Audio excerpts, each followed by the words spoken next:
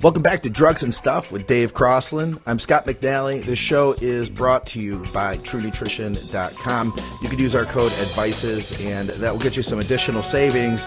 If you purchase in bulk, you'll get 10% off when using our code. Dave, what's going on, man? How you been? I'm good. Not much. Did a bit of sort of bodyguarding at the weekend.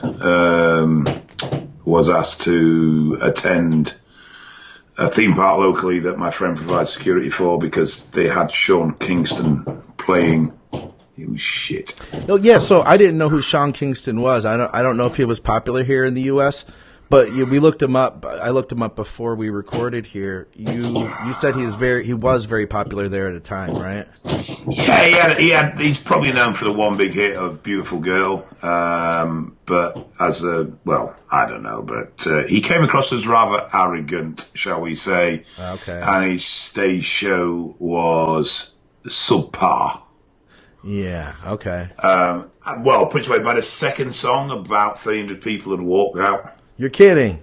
No. Oh my God. We had about 2,500 there. 2,500. Oh wow. And about 300 had already walked out by his second song. Yes, definitely heavy use of auto-tune. Definitely when he recorded those songs. I think this is a bit of a comeback tour, a bit of a comeback trail. I believe he's had some legal wranglings, but he refused to meet fans. He refused to engage with anybody. He wanted areas completely clear before he would walk through them. And just a wanker, really, just an all-round arsehole. And, if he was particularly exceptional on stage, you could sort of say, well, all right, fair enough, you've got a great talent. But he wasn't. He was a bit shit on stage as well. And for some reason, there was a bloke wandering around stage waving a towel for 40 minutes. I'm not quite sure what he was fucking doing. He was like the hype man or something, huh? No, there was another guy that was a hype man. That's why I didn't quite understand. Oh, okay. I just brought a picture of him up. Kind of a chubby-looking guy, huh? He doesn't look like he lifts.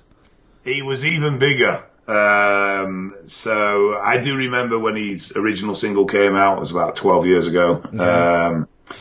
And it would appear he's put weight on since then. Huh. He's even bigger.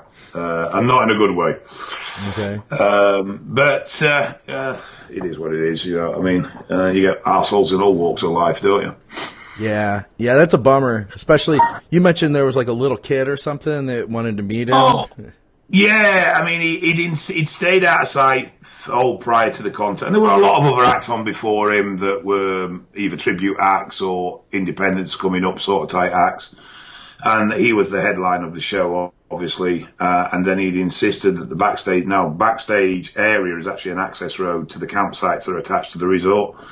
Mm-hmm. And he refused to allow anyone to use this road while he was on stage because he wanted to come off stage, get in his van and go. And a little kid, about 6-year-old, turned up wanting to meet him, and his dad were a bit annoyed at the fact that he was told basically to piss off. I was like, oh, go ahead. I was like, I understand, mate. I understand you being annoyed, but he's insisting that he has no contact with anybody. So obviously the kid were a bit disappointed. Felt a bit of a twat having to tell him, look, you can't meet him, you'll have to piss off, you can't even be back here. But right. I mean, even the sound engineers were complaining of what an arsehole he was. So he's pretty bad when the whole sound crew saying he's a dick and I don't want anything to do with him. Yeah. But yes. I just brought up a picture of him 2019, and yeah, he's definitely sloppier looking for sure. But anyway, we had Memorial Day weekend this past weekend, which was a lot of fun. I went over to my parents' house for a quick little barbecue, got some work done, and now we are sitting down here for Drugs and Stuff. The new episode, for anybody who's watching live, we record these a week behind, so this episode will be out next Wednesday. We have an episode in the bag that we recorded last Tuesday. That'll be out tomorrow. So you guys can stay tuned for that at advicesradio.com. The videos are being uploaded at YouTube. So you can listen, as always, on iTunes, at the website, or your favorite podcast app. And then you can always watch the videos either recorded here or on YouTube. Definitely, guys, if you want to follow our YouTube page and subscribe to the iTunes. That's super helpful for us and super helpful for me to demonstrate to our sponsors that, we definitely are worthwhile to continue sponsoring. We've got a couple topics today. So we're going to start with a couple topics. We're going to start out with those, and then we'll go to questions. We're going to do the topics for 30 minutes. So we'll see how we do because we have two topics. The first topic that we're going to discuss is there such a thing as only ever doing one cycle? And the second topic being heart health and what Dave has seen through the bodybuilding community with blood work and whatnot, and how that doesn't necessarily show us everything that could be wrong with the heart, yet a lot of guys aren't doing the things that they should, and that there is complications, especially for a lot of the bigger guys. So Dave, to start us out today with our first topic, is there such a thing as just one cycle? Can I go in a natty and do just one cycle and walk out and be done after that? Is that a possibility? Yes, obviously it is. But does it happen?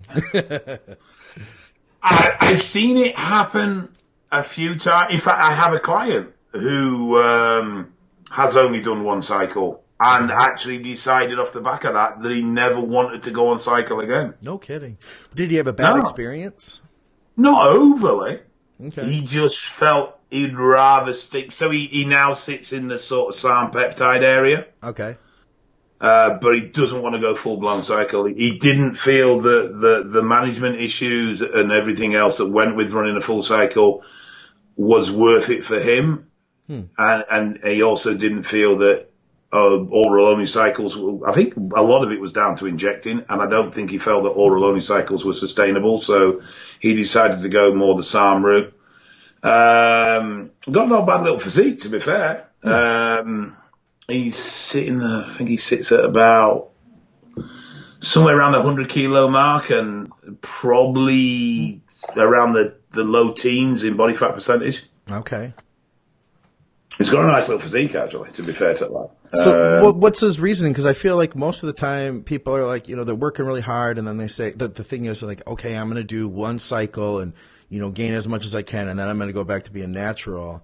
I end up seeing guys that do that. Just it's like once they see what they can achieve, the idea of going back is a difficult one.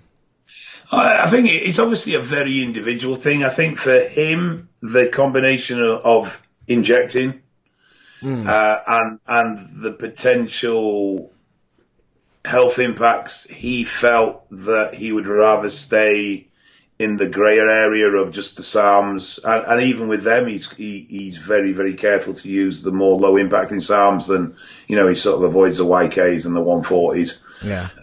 And sticks more down by the Osterine and the sort of less impacting, less potential for shutdown SARMs. I think he just felt where he wanted to be, it was unnecessary. Okay. And that is a rarity. I mean, I must admit, we're all the same. Why walk to the shop if I can drive? Why stand when I can sit? Why sit when I can lie? So why not use a drug if it means I don't need to train hard? And to be fair to this kid, he has a decent work ethic when it comes into the gym. He is a hard trainer and definitely does give it his all when he trains. Okay. So I've seen it a few guys. I think a lot of times people possibly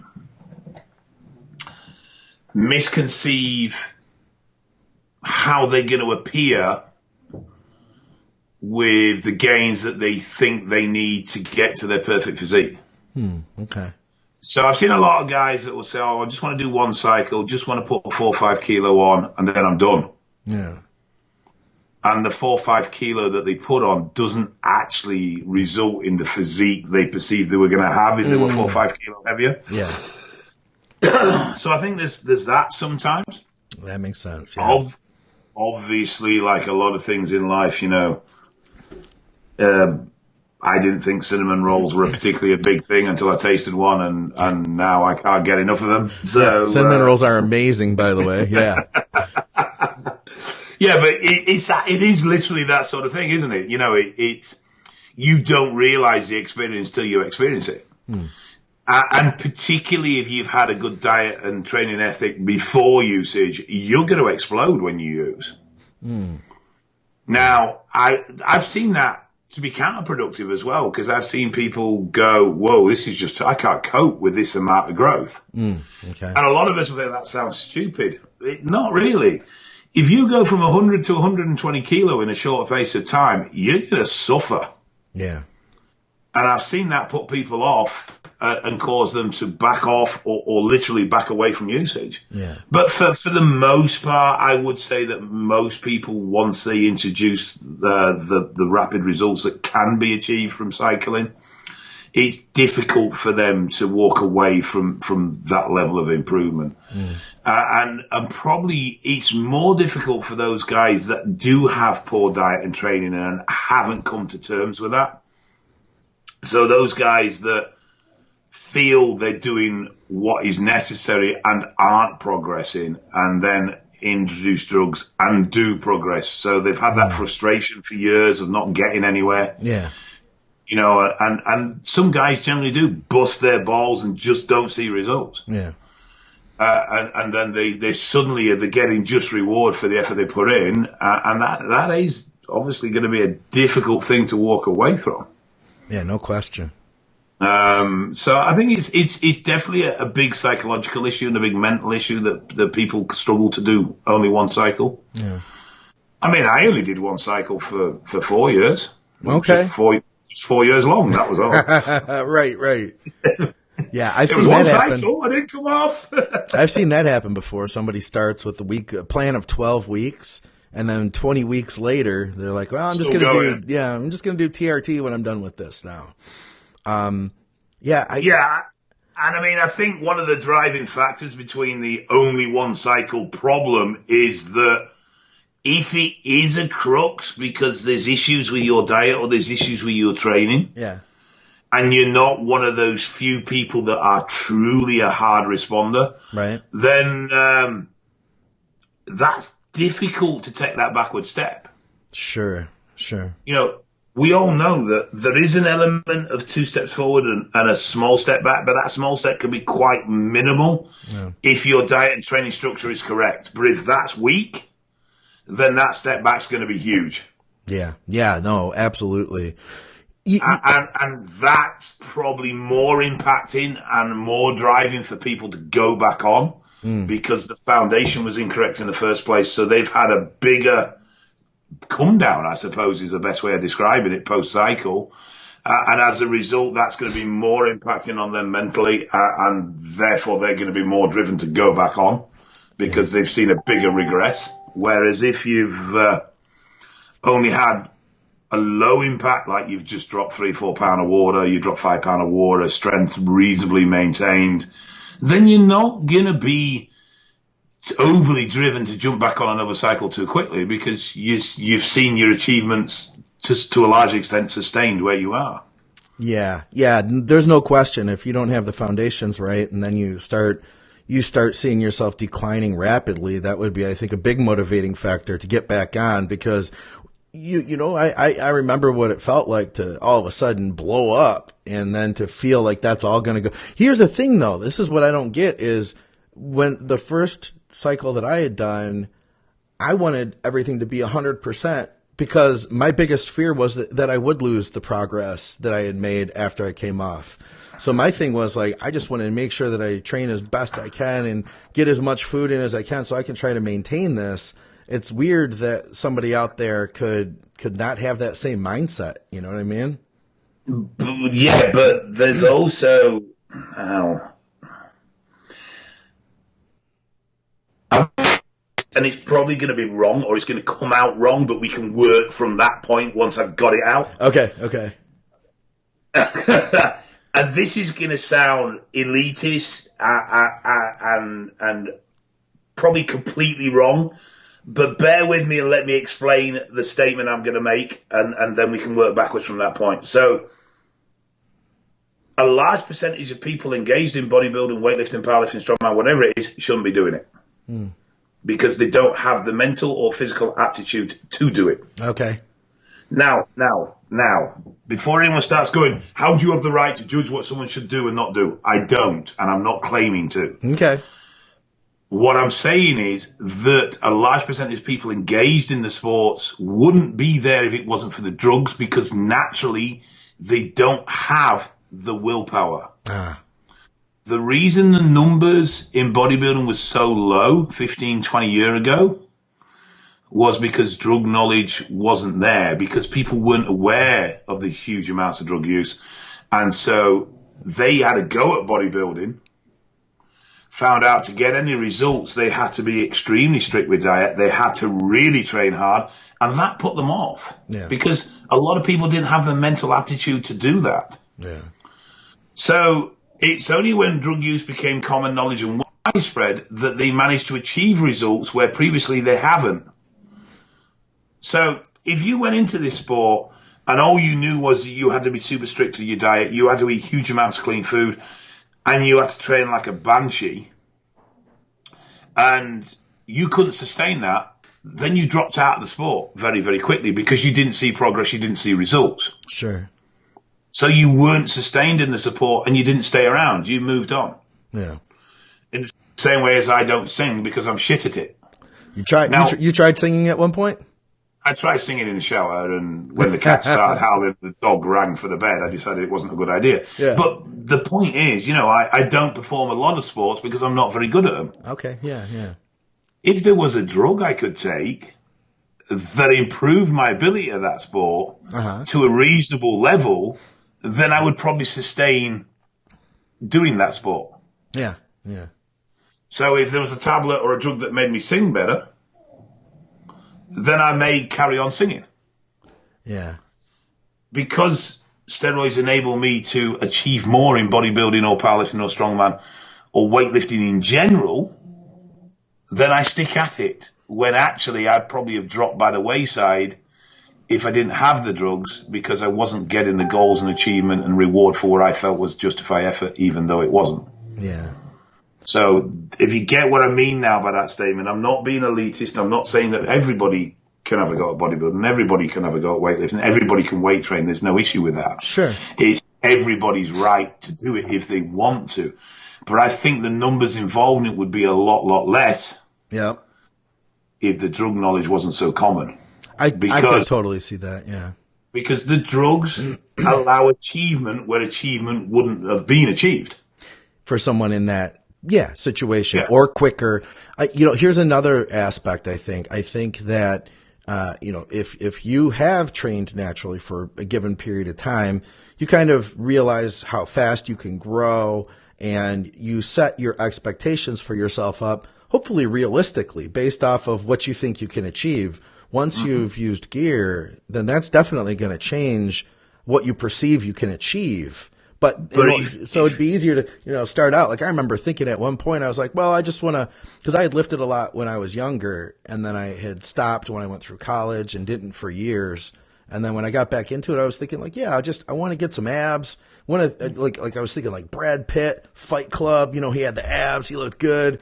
And then I look at that now, and it's like Brad Pitt wasn't really that big at all. You know what I mean? But so you kind of keep redefining, and you realize, hey, I could achieve a lot more if I use this, But you had a grounding of knowing what work ethic it took to achieve Sure.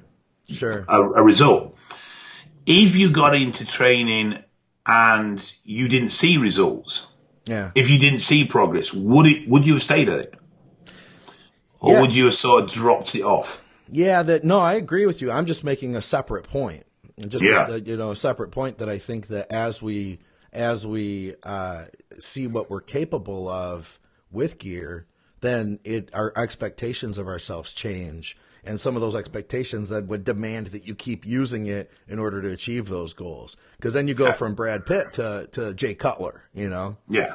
And I mean, I don't sit here in judgment of people using because they've got poor training and a poor work ethic. All I'm saying is that if usage wasn't available, a lot less people would be involved in the sport. And because usage is available, a lot more people remain in the sport that potentially wouldn't have done. Sure. because they get results that they wouldn't have otherwise been able to achieve. And that simple cycle manifests continual usage. Sure.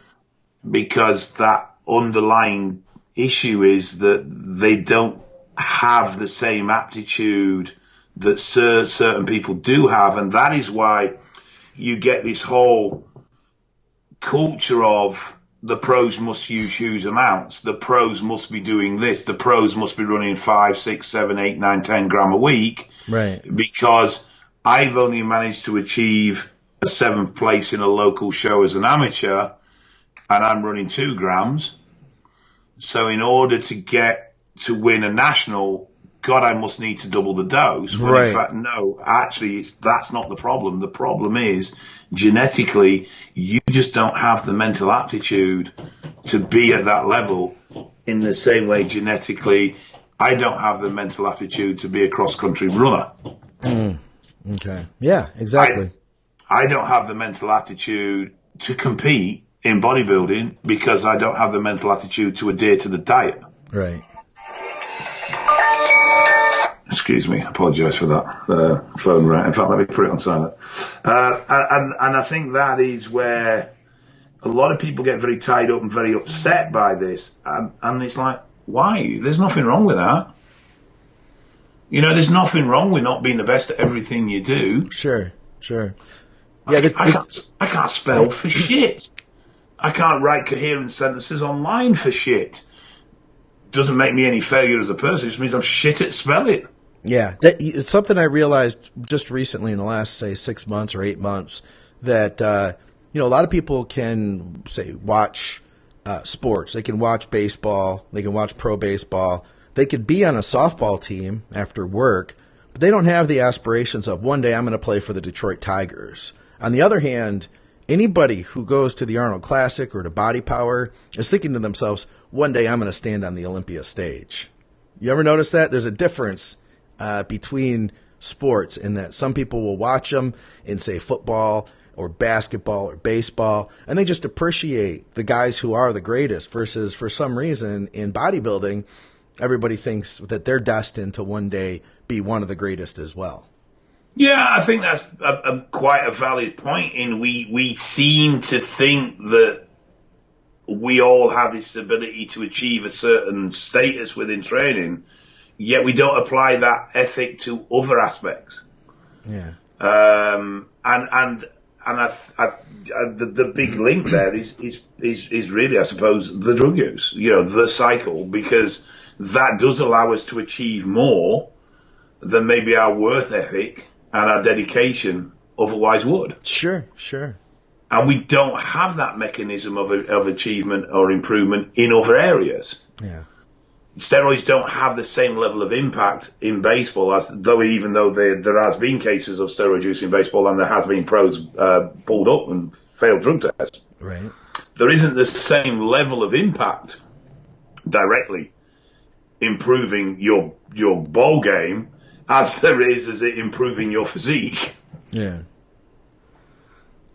So, yeah, I mean, can there only be one cycle? Yes. Do people only ever do one cycle? Yes, for various reasons. But for the mass majority, generally usage does lead to more usage, particularly if that cycle's been successful. Yeah. Not so much if they've been problematic. Right. In fact, I literally had a message yesterday off a kid who had done 2 300 milligram injections and he wanted off. That's it. He never wanted to use again, and he was having a complete meltdown. Oh, wow. Had he completely caused permanent shutdown, was he going to get... I mean, obviously the kid didn't have any knowledge at all about cycle mechanisms and how things work. Right. But he was in... Did he need to do a massive PCT? What was he to do? And it was like, generally speaking, you're not going to need a PCT. You should recover, but you're going to be a little bit shitty for a few weeks. And then everything should start to get back online. The more you're going to worry about it, the probably more you're going to see an issue where there isn't one. Mm-hmm. If you're really concerned, then a mild oral only PCT should be more than enough, but you won't know exactly where you are until you test, but you need to give it a couple more weeks before you start panicking that you're not going to recover. But so there are people that do get into this through peer pressure or because the mate's doing it and then suddenly think, shit, this isn't for me. I shouldn't be doing this, because all along they've got this big issue mentally about whether they should be using drugs or not. Yeah, that's a true one too, especially here in the U.S. where, steroids are quite villainized. It starts to become a moral issue at that point. Yeah. I've seen that as well, and I've seen athletes struggle with the moral issue in whether they should or they shouldn't, even if they are actually allowed to in what they do. There is a big moral question there. How do you perceive steroid use? Do you personally perceive it as cheating? Whether it is or not isn't the argument. It's your personal perception that's the issue on that one. Yeah. Do you sit comfortably knowing that once you've used, and that's the other thing, can you ever be classed as natural once you've ever used? Yeah. If you did one cycle 10 years ago, are you now natural? Yeah, and I think that definition I know varies from organization to organization. It does. And that's the exact thing that we were discussing the other week with the research, was how long does that one cycle actually give you an advantage for? True. Does it give you an advantage for years going forward, or is it a defined period of time? I think for a lot of people, it's difficult to walk away once you've seen progress. If you've had a bad cycle, you've had health issues because of the cycle, you've had poor response or issues because of poor quality drugs or whatever it may be, then it's probably quite easy for that person. You know what? Fuck me, this shit ain't for me. All right. And LSD is a really good example of this. If your first trip on LSD is bad, chances are you're not going to use that shit again. That's a good point. If your first trip is good, then you're probably going to risk it again. And even if you have a bad trip, 3-4 trips down the line, you'll now put that in context because you've had 4 or 5 good ones prior to that. Where if your first experience of steroids is bad, chances are you're not going to go back to them. Where if your first experiences are good, that's going to encourage further use because it's been a positive experience. It's not been a negative one. That's a good point. It's a good analogy too. We ate up our time for our topics. So all right. next time, let's talk about the heart health stuff because I think that was important and I think it's good information.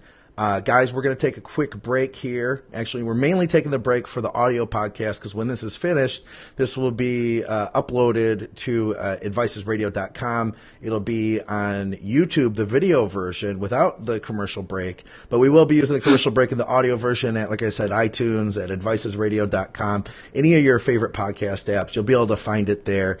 Guys, we'll be back in just a minute. Dave, you need to take a break or anything? You need to grab some water? No. Okay. I'm actually just going to turn the lights on because it's just got very, very dark outside. All right. And I think it's about to persist it down. Oh.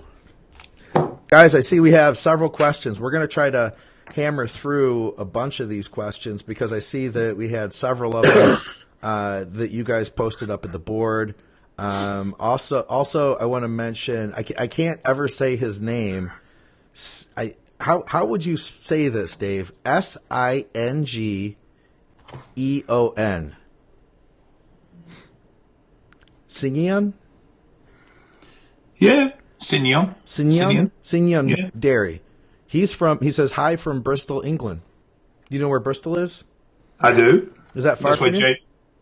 Yeah, 160, 180 miles. Oh, okay. It's where James Grealish is from, who I did the films with. Oh, no kidding. Nice. Okay, cool. I wonder if he knows James. Let's get into it, though. We've got a bunch of questions here. So, guys, I'm going over to the Advices Radio forum. So you can go to forum.advicesradio.com. And in the bodybuilding section, we have threads that are stickied at the top of the forum. I'm going to switch right now to that so you guys can see it. And I got to find out where we're at question-wise. Usually I prepare for this on the break. This is the joys of being alive. Yes, exactly. Okay. I'm surprised we haven't had people getting upset saying, how dare you say you don't have a right to train if you do this and do that and do the other. I think you were pretty respectful about that. I tried to. Okay, I found where we're at here. Let's see. So we got to Bagel Ninja last time. This is from UC Suma. I love that name. It is a good one, isn't it? UC Suma says, in terms of pre-contest cutting phase, which stimulants does Dave prefer to use, and which ones does he shy away from? E.g., Clen, ephedra, yohimbine. Are there any other over-the-counter products that he makes sure his clients include? Also, Scott would like to hear your thoughts on tyrosine as well. So, I don't do comp prep, so I don't advise clients anything when it comes to comp prep. Really? Not at all. What about fat loss diets, though? Generally, the level of fat loss that I work with clients, I won't use fat burners. Okay. The simple reason is this. Because I generally stick to bulking, that's my experience, that's my knowledge base. I have done comp prep, but there are definitely guys out there with a far more real-world experience in comp prep, and I think that is important. Yeah. I think it's difficult, though there are prep coaches that do quite well with comp prep that don't have a massive real-world experience. Obviously, if you've been there and done it, you can speak from the heart and you've got more experience of how it actually feels. Sure. I personally don't get on well with stimulant fat losses. I tend to start struggling with anxiety and issues with that from stimulant fat loss. And I'm not a big stimulant fan. I don't use pre-workouts. Though I am a big coffee drinker, I stick to generally 1 or 2 cups a day. Okay. If I have more, I start to feel unsettled. I know that feeling. With fat loss, I think if you're just looking at generally leaning up, you should stick to diet only, because any chemical you put in there to speed that process up is only going to create rebound when that chemical is reduced. From a competition point of view, because you're trying to get very low body fat levels for a very defined period of time, then obviously the chemicals are pretty much, they're not essential, because we've seen it with natural lifters, they can still get in the same level of condition. Yeah. But they are viable because you're not trying to sustain that. So when you remove those drugs, a rebound is not such an issue because you're not trying to maintain that condition. But if you're trying to just get lean in general because you're wanting to improve your overall body fat conditioning, then I would generally avoid drugs, to be quite honest. And I would stick mainly to just a lifestyle changes. T3 I find very well tolerated if we're going to start talking about drugs in general. T3 and your thyroid does seem to be particularly robust. So I've not as yet seen a real world case study on my personal experience where someone has permanently damaged their thyroid production from T3 use. Obviously, the stimulant-based ones are going to increase calorific burn, but there is that trade-off between being wired and an overall central nervous stress that you get from using stimulants that can create long-term fatigue issues and poor sleep quality and that sort of thing. So though they have their place, I would be very careful about when they're used. Yeah. And I would generally use them as a pre-workout rather than use them as an overall everyday fat loss agent. I know a guy who, a pro, that he said, and this is something I watched his preps unfold, that he had used Clen for several years of preps as I saw him progress, and then he didn't use any Clen for, it might have been the last 2 contests, but definitely the last contest, and he still got lean, but he said that his fatigue was not as bad. He said that he didn't feel like he had as much of a crash. He didn't feel the anxiety on prep like he had in the past. So it definitely made a big difference for him not using Clen. No, Clen works via your central nervous system, so it is perfectly viable that you're going to get an increased level of fatigue by using Clen. Yeah, yeah. And it's like a lot of things. They aren't essential. They do help. They do make it that little bit easier, but they aren't necessary, and the Natty Federation's proved that time and time again, and those guys can come in absolutely shredded. Yeah, there's some peeled dudes in the natural federations. Yeah. There's no question. So it's definitely not a case of they have to be used, but they do help. But if you're on any decent level of anabolics, and you don't have to be on huge amounts, then you're going to have to go some to lose muscle tissue. Yeah. You really are going to have to pretty much starve yourself to lose muscle tissue. So with that in mind, unless you are hugely beyond your genetic limit, as in, you're naturally a 4-stone stick and you're sitting at 19 stone, then even steroid-wise, I mean, we've discussed this before, I don't see a big need to come in on very big doses. Yeah. I understand a slight increase in the last couple of weeks to improve with hardness and stuff like that, and just to help get through the training. But I don't see a massive need for huge cycles going into comp, and it always seems to me to be overstressing the body. And the more stressful we get within the body in pre-comp diets, the more prone we are going to be for water retention and holding water, because the more stress we get, the more water we hold. Yeah. It's quite simple on that front. So I would have said from an impact health point of view, T3 would be the one that I'd put above the others. Okay. T5 or ephedrine-based products do seem to be, there are definitely a lot more readily available, and they definitely have the reputation of being a lot less damaging. Mm-hmm. But actually, I've seen more negative impact from those drugs than I have from T3. Definitely with anxiety issues, sleep issues, and stuff like that. Yeah, I like T3. I like T3 at a low dose, just like a replacement dose, just to ensure. I don't think it needs to be massive. 50 microns seems to be plenty for most people. 75 at a push if you're rushing. T3 and growth hormone do have a nice synergistic effect, and growth hormone is probably an underrated as a fat burner than it should be. It is very effective, but it is probably more of a long-term investment. Yeah. And it's definitely not a fat loss agent where you would increase the effects by upping the dose.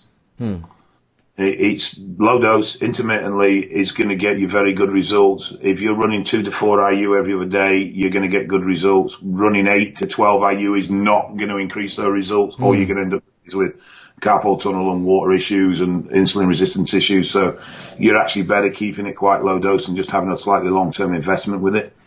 DMP is obviously a very effective fat burner, but it is a very toxic drug. Yeah.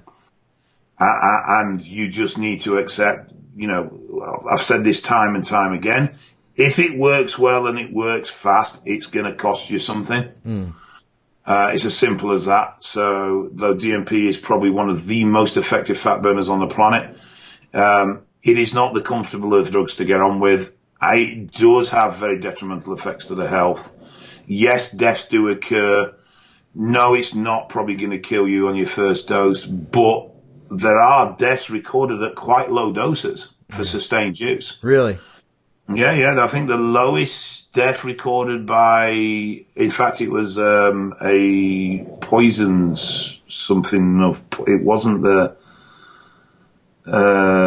Centre for Disease and Poisons, but it was a division similar to that recorded a death in a client at 100 milligrams a day. Really? Huh. Long term. So they've been using for extended periods of time, so months of use. Yeah. Whereas most deaths would occur with a cumulative dose of over 2.5 grams. Wow. But that is an accumulative dose, so that's the level that's actually active in the system. Bear in mind this drug has a half-life of 5 days plus. Yeah. So if you're taking 500 milligrams a day, 5 days, you're getting very close to 2.5 grams. That's a lot, yeah. But that's not a lot. I mean, 500 is, I think, what I'd see as a standard dose, on the message boards 400, 500, somewhere in that range. I know, I forget his last name. He's on the size game. Jamie the Giant, they call him. He's Jamie Johal. Yeah. He was saying, what's your cat's name again? I forget. Mrs. Meep. Meep, that's right, Mrs. Meep. I just saw Mrs. Meep's tail. Yes, she's come for a fuss. I remember he said on one of the podcasts of Size Game that his coach had him running, I think it was like 500 milligrams for 16 weeks. That's quite, I would have said that is definitely taking risks. I mean, afterward, he said it was a mistake and he had regretted having done that. And I think he felt kind of ashamed of it too. But he admitted it and he owned up to it. And, even though the coach told him to do it, he realized it's like, hey, I was the one who did it at the end of the day. But yeah, that's a lot, man. I could imagine. So if you have like deaths aren't high with DMP. Probably looking at 20, 30 in a 5, 6, 7 year period. Okay.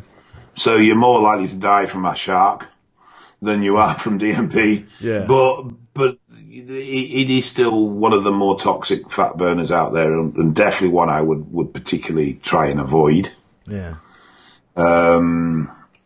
So, yeah, I mean, in the world of fat burners, that's pretty much your main chemical compounds you're looking at before you start getting into the sort of cardanines and stuff like that. All right. I'm going to add in just a little bit here because UC Suma is a guy that works with me. We've been doing contest preps for, I think this is his 4th year that we've worked together now. We've worked together year round. He's done really well, Dave. He's added 10 pounds of stage weight each year to... That's simple. So 40 pounds over 4 years. Yeah, I think we're on our 4th year now. So he's got about 30 so far, which is that's good. Yeah. I'm super proud of him. And we just added L Tyrosine in. We're at the early stages of his next prep. I find that it makes other fat burners more effective, but most importantly, it has a good anti-fatigue effect. So it can help to make your cleanse more effective. It can help to ensure that your thyroid output is optimal, and it's great for fighting fatigue. So I like it for those reasons, especially the anti-fatigue. It was something Shelby Starnes had suggested to me years back, and I started with 500 milligrams taken at the time that I would feel fatigue, and I worked up to a gram. And at times I've taken a gram twice a day. It's a cheap product, it's just an amino acid, but it is a nice addition, and I don't get the stim-like effects because it's not a stimulant. It more or less binds to the same receptors that things like, I believe, like L-tryptophan, I believe, would attach to. So instead of getting fatigued, it doesn't allow those things to affect you so greatly. So that's my 2 cents on that. You ever use any L Tyrosine, Dave? I know it's in a lot of pre-workouts and stuff. No, I've never been a big pre-workout fan anyway. I figured. To be honest, supplement-wise, I've never been a big supplementation guy. Yeah. The only time I used huge amounts of supplements was when I was with Milos. Okay. And I can't say I really felt much different. Yeah. Or saw much in the way of changes. Yeah. So I've always preferred whole food and just eating. But, obviously protein powders, which are more of a food really than anything else. Sure. And it's more just a convenience issue. But no, I've never been a big supplement. I mean, the main ones, creatine, vitamin C, a B complex. This is about as far as I've sort of really gone consistently. All right. I'm going to move on because we just spent 20 minutes of our 30 minutes on one question. That sounds about right. This is a long one. And I don't even know because I can't read this as a question. It literally, he also has a study in here. I'm not going to be able to get into all that because it literally would be like reading an entire 500-page essay. But he says, one, I have heard that consuming fats after using insulin is not a problem. Anecdotal evidence suggests that it does not make you fat, and getting fat is still a matter of calories in versus out. I thought the problem was that fat slows carbohydrate uptake, so it inhibits you from maximizing its potential benefit. Thoughts? I'll stop there for now. Well, insulin it drives nutrient through. It drives nutrients into the cell. I mean, it's part of its action. So if those nutrients are fats, then it's going to drive fats. If you're in a carb-based energy source diet, then you're not going to particularly utilize fats as an energy source. So I would suspect that the issue there would be that they're going to be a higher element of fat storage. But obviously, calorie excess is the big driving factor behind fat storage, because you're in an excess of calories, you have no use for them, so your body's going to store them. I mean, I just don't like insulin, full stop. So my argument would be, well, why the hell would you want to be using insulin anyway? Yeah. I mean, I just think it gives the only time I see it useful is when you're pushing huge amounts of food. I have a client that's 150 kilos with abs. No kidding. Yeah, he's a monster. Yeah, I guess so. Now, he comes to me off the back of an insulin protocol that he's adopted himself. Okay. But he's only using 5 IUs with a meal to ensure he can get the food. And I think that can be brought down to about 2 to 3, to be honest. I think that'll be a lot better, more manageable. But his thought process is to allow the consumption of more food. Sure. As he pushes his body weight up. And yet has a very useful role there. Yeah. You know, at 150 kilos, you're consuming large amounts of food. There's just no way you're not going to be able to not do. You're sustaining a huge amount of mass. Yeah. But it depends what you're talking, one, in fat type, and two, in fat quantity. You know, if you're eating a piece of marbled steak with, you know, I wouldn't even be concerned in the slightest. If you're eating shitloads of shit food, yeah, then there's a completely different scenario there. So it would depend on what level of fat intake you're talking in regards to the insulin use. But I would just, why would you want to be using the insulin in the first place? Would be my question. Okay. Yeah, I can see where you're coming from. So, just to kind of reiterate, you're saying that, so if you're a guy who is going to be 300 pounds plus in shape, and that you need to eat that much more food just to maintain, if not grow, your physique, then at that point you're going to require some insulin to make use of all the food you're eating. But if you're a guy that's like my size, 210 pounds, and I have a lot more room to add food, you would probably suggest add more food versus add insulin at this point. Well, the other point would be if your blood glucose is spiking high post-meal, then I would put in a small amount of insulin to bring that blood glucose level back down. Because obviously it's beneficial to keep that low. And that's where insulin comes in helping your body to cope with huge amounts of food. I never... Even at my hugest amount of consumption, my BG stayed pretty stable. Okay. But I do know people that when they've pushed the food, the BG is starting to hit 8 and getting up that way. And in that case, yeah, add a couple of IU of insulin. It will help the beta cells cope with everything. It will help everything be in a better area, and will help prevent insulin resistance developing from the amount of food you're eating. So in that case, it is a useful addition, but this take shitloads of insulin because it's going to make me massive is just bullshit. Yeah. Do you think now and just one more thing, and then from there I'm going to try to whip through the comments that we got, because we have several questions there. So hang tight, guys. We're going to get to that in just a minute. But Dave, do you think that the thought that eating dietary fats will get then stored as fat more readily while using insulin, is there a reality to that? Because personally, I can say, now I'm a person that doesn't store fat very easily, and I've seen no difference eating fats with my insulin intake versus not when I used it in the past. In fact, I found that even if I don't have fats in there, I'll even tighten up more. Like I have a harder time gaining if I don't have fats, if I try to clean them up. Right. So what you're saying what is that, by the way, that sound? I've no idea. Oh.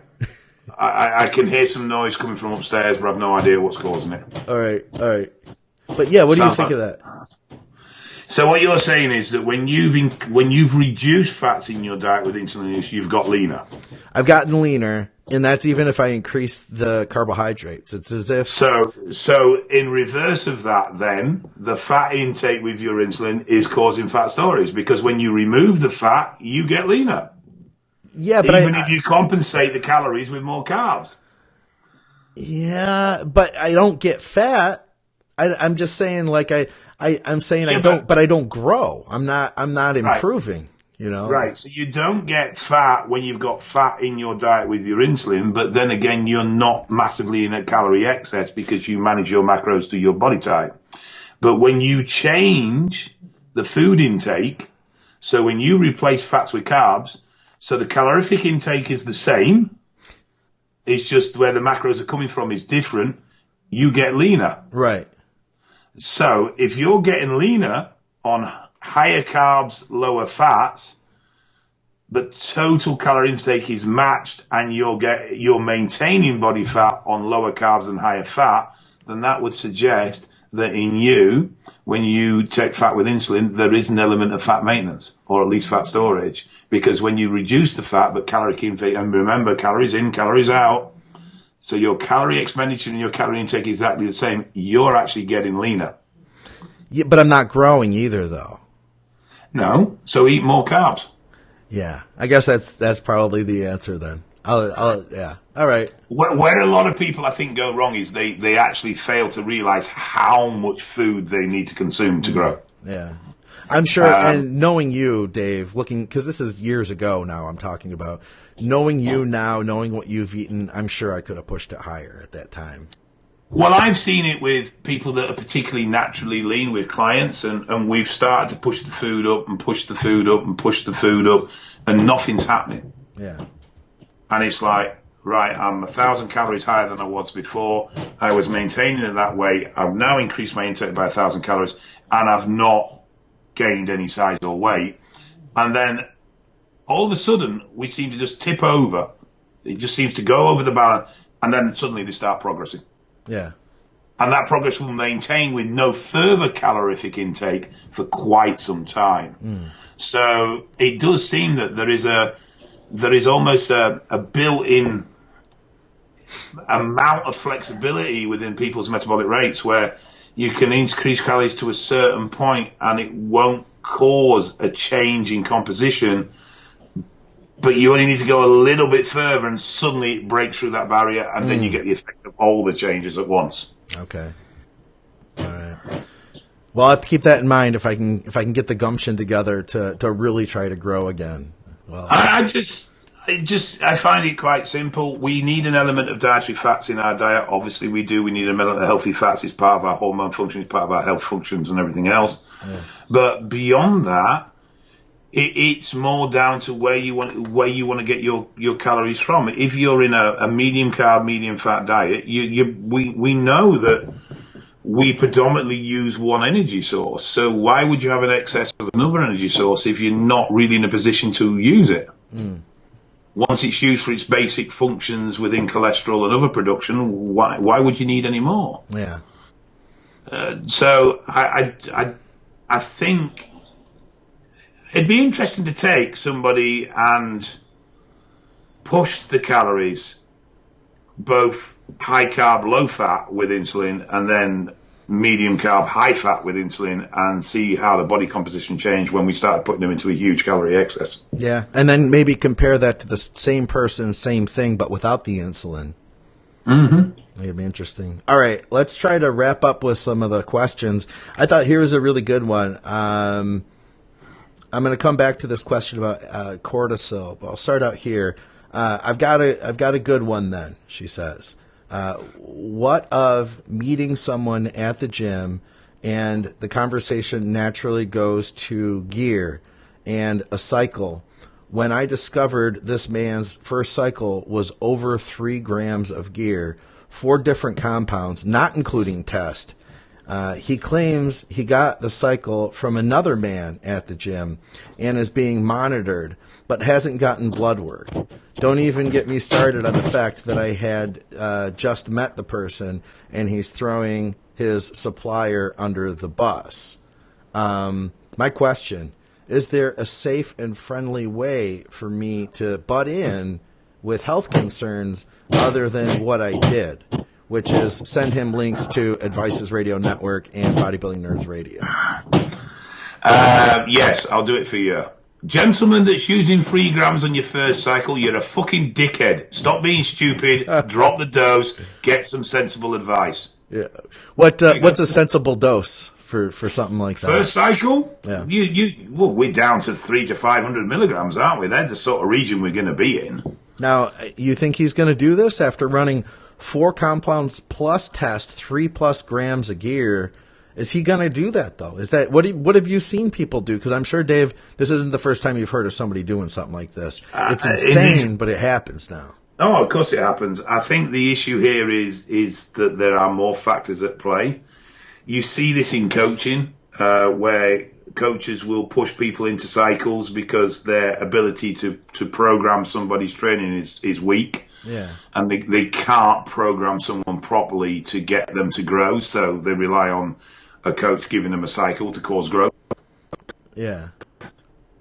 Obviously, I'm guessing from what she said, it would sound quite obvious that the person that's giving them the drug advice is also his supplier. Right, I wouldn't be surprised, right? So there's motivation for it as well. Really, it's just if he speaks to enough. I don't see anybody of half a brain cell within our community advising that what he's doing is good. Right. So we can, speak to yourself, speak to me, speak to Scott, speak to numerous people that are involved in the sport, and every one of them will come back and say for a first cycle that is ludicrous. Yeah. So who do you trust? The guy that's making money off the back of your drug abuse? Right. Or the guys that have nothing to gain by telling you you're being a dick? That's a good point. If you don't care about your health, fine, crack on. Yeah. But they are the problem with doses that high that early on are that they are going to set a precedence for your dosages moving forward. Right. And generally they only go up.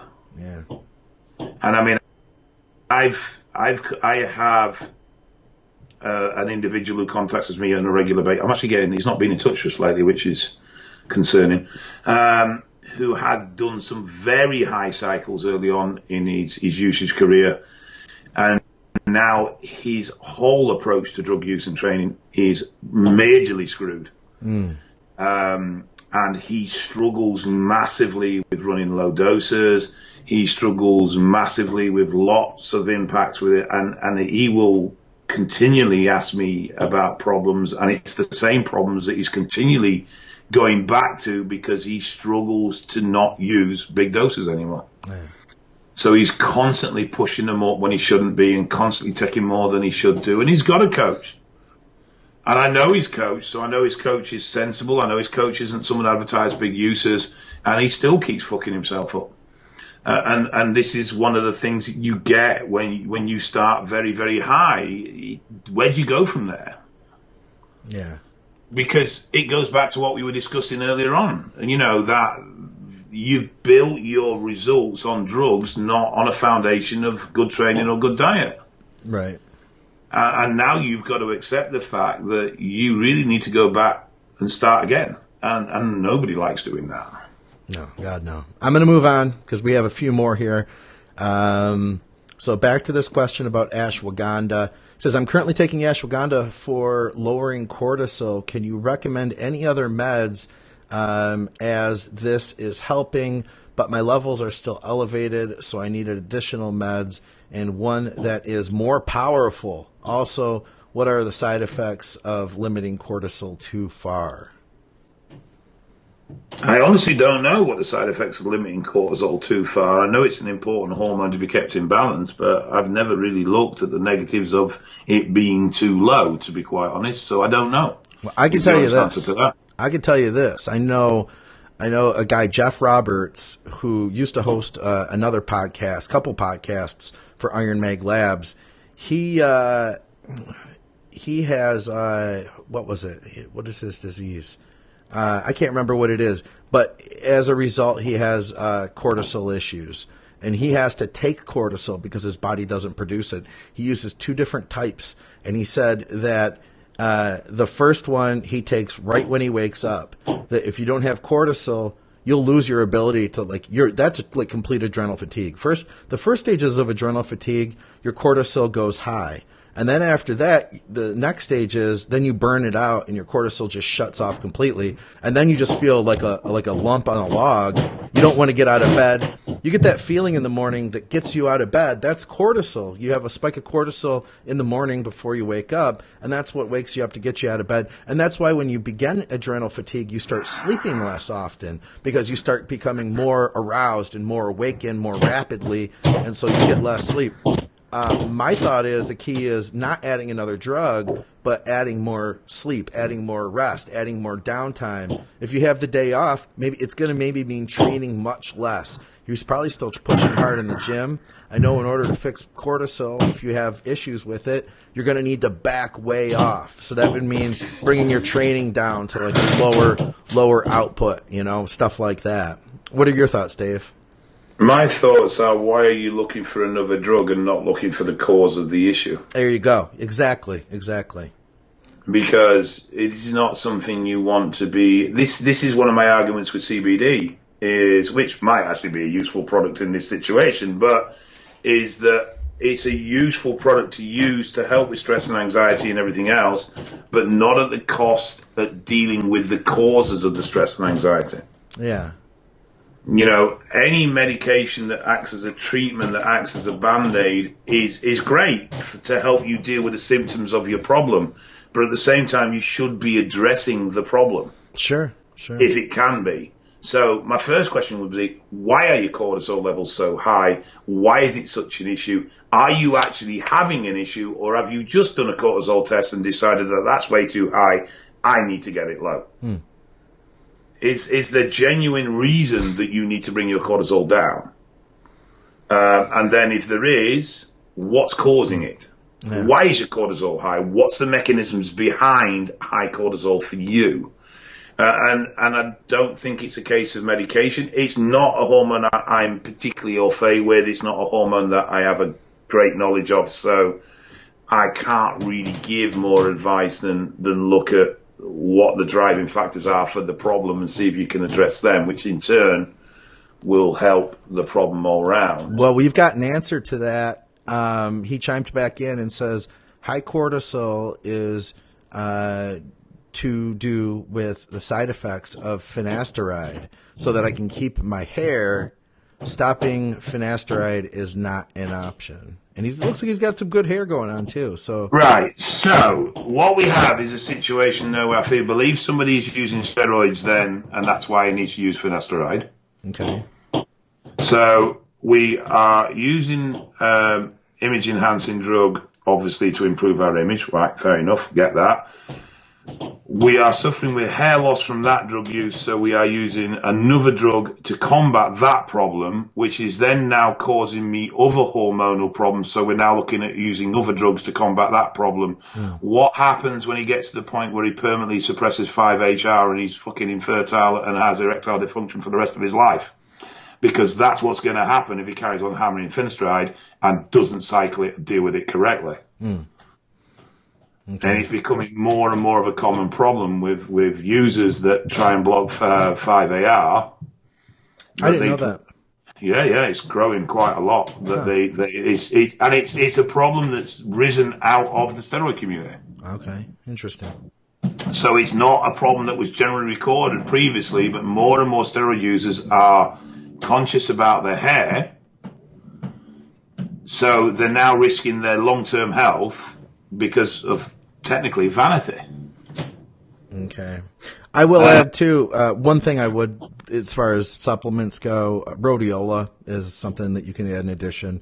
I used post contest. So I had a contest prep that I dieted from February through November.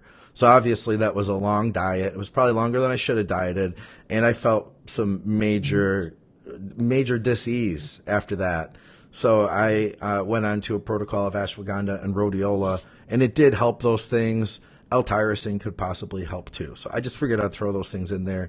Yeah, I mean, I don't have enough knowledge on cortisol to really be able to be constructive in what he should do about his cortisol level, but I would question the motivation why he's at this point, because there's a pattern developing here of drug problem, and that could long-term become problematic in the fact that you are getting to the point where you're using more and more and more drugs. Sure. Which in turn are creating problems. By the way, what's wrong with being fucking bold anyway? All right, I'm going to move on to the next one here. We've got a couple more. This is from Justin. He says, good morning, guys. 2 questions, if possible. We'll start with one. We'll see if we can get through that. And then we have another question from someone else. If health markers are out of whack to, say, the last 4 weeks of a cycle, is it fine to some degree, or should blood work always look good with no exception? No. What we do within drug use is not safe. Anyone that tells you that steroids are safe is talking out their arse. They are not safe. There are always risks. Yes, those risks can be managed to some degree, but at certain points, it just becomes unhealthy. Okay. You can work on the fact that, okay, well, I want to keep my bloods always in line, which is fine, but then you have to accept that in doing that, your achievements will be shackled to some degree. If you want to be huge, your health is not going to be good. And that's it. That's how it is. Okay. And there's no way around that. Because one, being huge is not healthy in the first instance. Yeah. And through the drug use required to get that size is not healthy either. So you're going to have adverse blood results at points in doing that. Yeah. However, knowing what they are and minimizing the impact of those adverse blood results is the best you can do in that situation. Yeah. But you have to be realistic about where you are in the progress of your physique. You know, if you're 180, 170 pounds and you're 5'11" and you've got abhorrent blood results, then you can't really justify those bloods in relation to where you are in development. Yeah. I think, okay, so here's something I've done, Dave. In the last 6 weeks at the end of a prep, I've gotten labs done, even 4 weeks out, before I decided to say add Halo or add Winstrol and do that final push into the show. And it's been those lab works that'll make me decide whether I'm going to push harder or whether I'm going to not push harder. Yeah. You know? No, that's perfectly sensible and perfectly viable. If you've already got particularly bad blood results 4 weeks out, then you are going to start to say, well, you know what, I'm not going to add in more Tren. Right, I'm not going to add in Halo. I'm not going to do this. I'm not going to do that, because you know it's going to push those bloods even further out of whack. Yeah. But there will become points in our usages where we are going to be out of whack and blood results are going to be wrong. And that's just where we're going to be. Right. So it depends on where you are. I mean, most people who do bloods the day before they step on stage would have disgusting bloods. Yeah. Yeah, exactly. You know, but that is the where we go to achieve that goal at that point. It's about minimizing risk, and it's about being aware of risk and trying to maximize the health as best you can. But you're not going to always keep bloods in check. Yeah. Now, if 4 weeks out, it would also depend on how abhorrent your bloods are and how bad they are at that point. You know, if you're 4 weeks out and you've got a cholesterol reading of 0.2 and your CK levels at 7,000 and old things are going all over, and your HSCRP's in the hundreds and all sorts of crazy stuff going on, then yeah, I'd really consider, what? You've got a cat too, or is it a dog? I can see a tail. Oh yeah, that's my dog. Here, come here, Bets. Then you're going to have to seriously consider: am I well enough to step on stage? Oh, it's cute. Particularly if you're considering the use of diuretics and things like that. Yeah.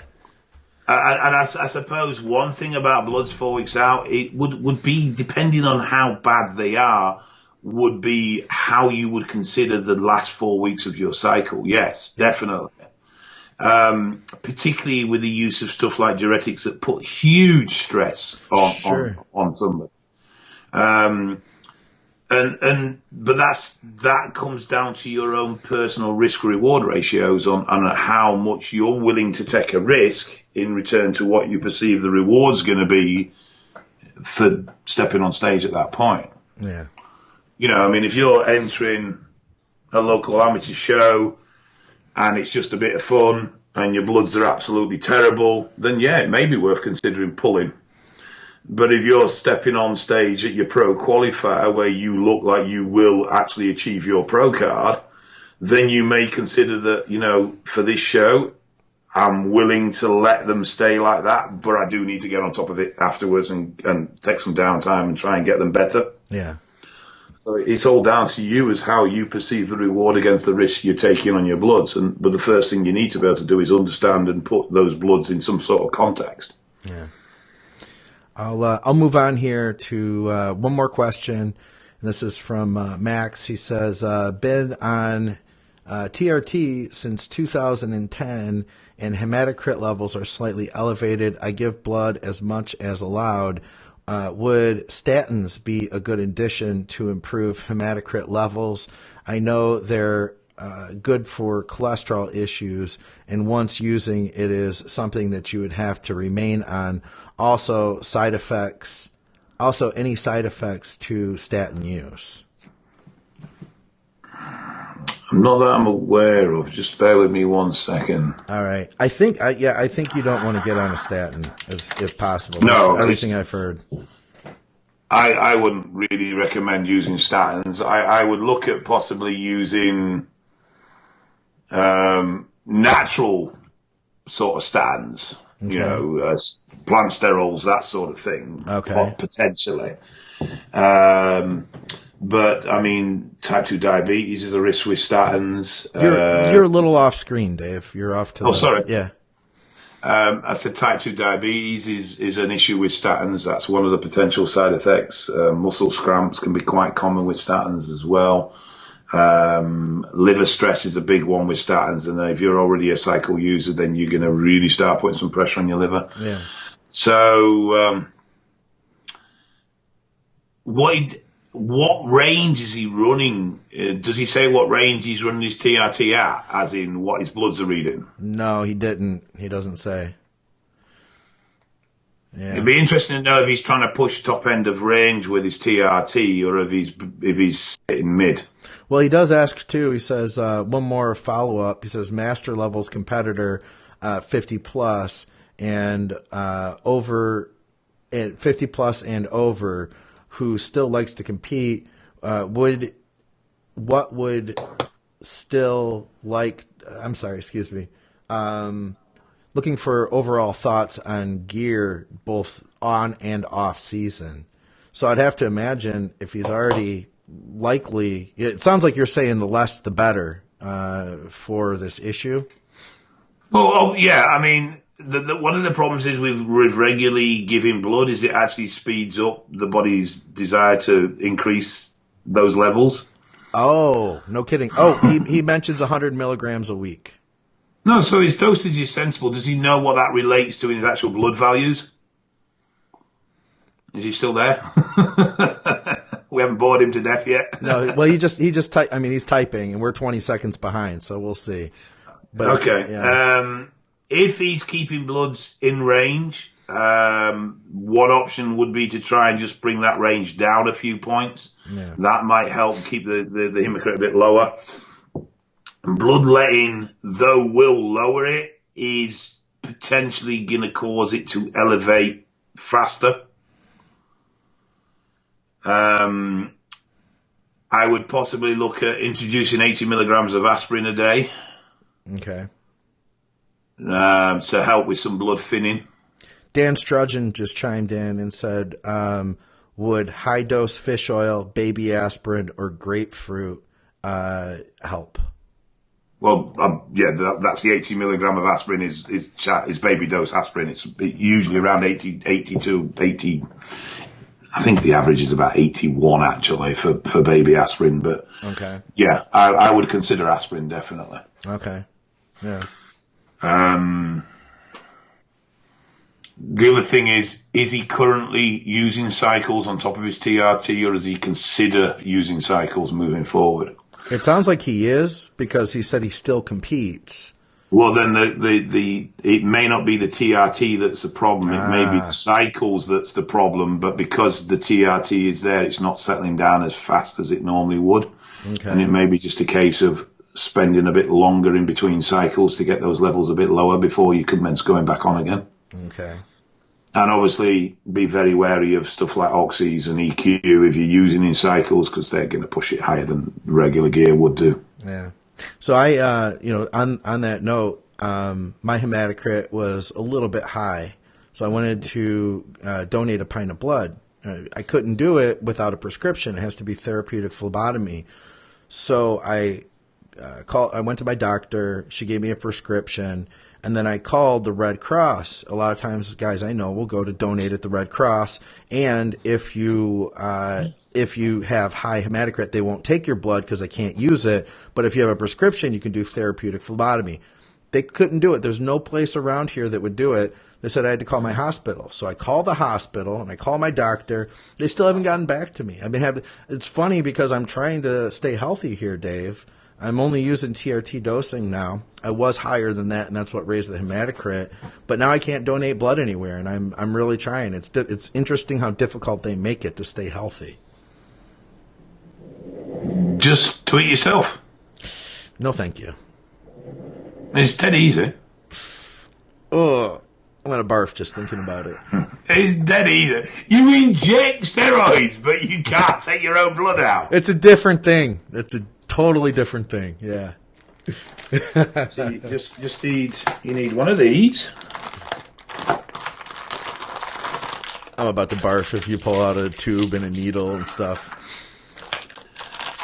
See, you just need one of them, and off you go. There you go. Get that in you. I'm actually real phobic of having my blood drawn even. So when I go in to do lab work, I have to really mentally prepare. It's one of I don't know why, it's a weird phobia. I could do a test shot all day. Yeah, it is considering you inject okay, but you have a problem with that. Is it just because it's IV? Yeah, that's why. Yeah, exactly. Well, just get a really bad paper cut on your thumb and just keep squeezing it for a while. Oh man. All right. Well, this is about it. This is about all we have time for. I'm glad we got through all the questions, but it looks like we had a few more that people were adding as we went. But I got through all the original questions. George White, he chimes in and says, "Hey fellas, hope I haven't missed the English slang chat. However, it's nothing in comparison to Scottish slang. Respect to you both." Do you know anything about Scottish slang, Dave? I know I can't understand it. We'll have to get a list, George. If you can give us maybe a list of or message it to me, DM it to me, a list of maybe your 5 favorite Scottish slang terms. We'll add those in to the next episode. We'll see if they compare to anything that Dave uses. Dave, I've heard that you're more of a country guy. That's your accent. Is that correct? I'm a Yorkshireman. What does that mean? Well, I come from an area in England known as Yorkshire. So there is a local dialect that is unique. Yeah. Nigh on a different language. But I know a few Scottish slang words, and some of them are quite weird. Yeah. Yeah. Could you give me an example? Some are fairly explanation, like Weans. Weans? Which is Weans, which is little ones, kids. Oh, okay. Like So, wee little ones. Yeah, so it starts, depending on where you're from and the accent, it sometimes comes out as Waynes. Yeah. But it started as wee ones and it slowly got changed over time. Huh. Gutties. Gutties? Trainers, sneakers. Oh, gutties. I've never heard of that one. Or sarnies is another word for them, depends where you're from. One of my favourite Scottish phrases is ball bag. I've heard that one before. Yeah. Spelled BAWBAG, ball bag. Oh, no kidding. Which is basically ball bag. Yeah. But I think a lot of it is with the Scottish phrases, it's the accent that actually makes it. Yeah. Because they just don't sound right if they're not said in a Scottish accent, and I cannot do a Scottish accent. I can't even do an English accent very well, so I'm not going to attempt the Scottish one. Kind of like when I've tried to say stuff, like the English stuff, like pop to the loo. It just doesn't sound right, does it? Doesn't flow, no. Too deliberate. But yeah, I'd be interested to see what they come up with. Yeah. All right. Well, let's get out of here, guys. Thank you, everybody who's been following along with the live podcast. This episode will be put up on YouTube next Wednesday. We have an episode coming out tomorrow. It'll be on YouTube. It'll be on audio version at advicesradio.com, as well as iTunes and all your favorite podcast apps. Do us a favor. Subscribe to our YouTube page and subscribe to our iTunes page. It helps to let the sponsorship and everybody know that you guys are listening and supporting. Much appreciated, Dave Crossland. You guys can go to crosslands.org.uk to check out more of Dave's services. And once again, you can go to truenutrition.com and use our code ADVICES to help support the programs. Dave Crossland, thanks for joining me for another episode. My pleasure. All right, guys, we'll see you soon. Thanks for watching.